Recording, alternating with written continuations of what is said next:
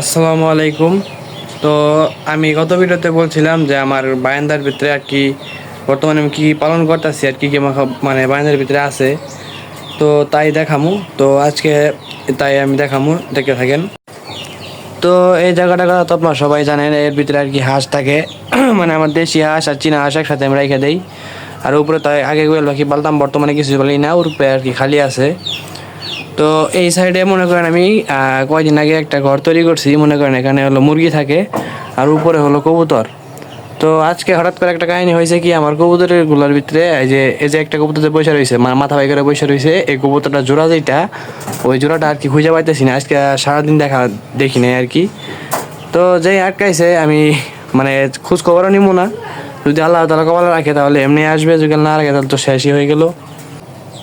তো যে এই কবুতরটা আটকাইছে আমি কবুতর খোঁজ খবর কিছুই নিব না।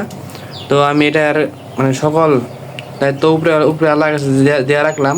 আমার কোনো লস নাই, কারণ 100-200 টাকা জিনিস গেলে আল্লাহ তাআলার রহমতে আমার কিছুই হবে না। এই কবুতর আমার আবার মনে করেন একেবারে গেল, সারাদিন ধরে আমি কবুতরটা দেখতেছি না। না যদি সারাদিনের ভিতরে আর কিছু কোনো সময় আছে, যদি কবুতর আসে তাহলে তো আসলোই, না আসে তো শেষই।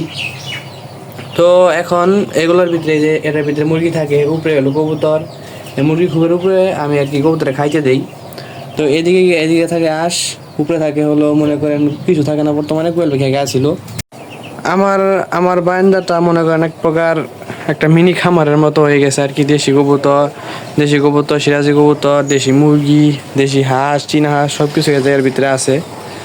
তো এতটুকু হলো মনে করেন আমার বারান্দার ভিতরে আমি কী বলে অল্প কিছুই পালি, কারণ বারান্দার জায়গাটা খুব কম।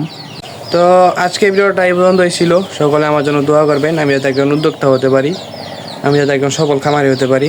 সবাই আমার জন্য দোয়া করবেন, সবাই ভালো থাকবেন। আসসালামু আলাইকুম।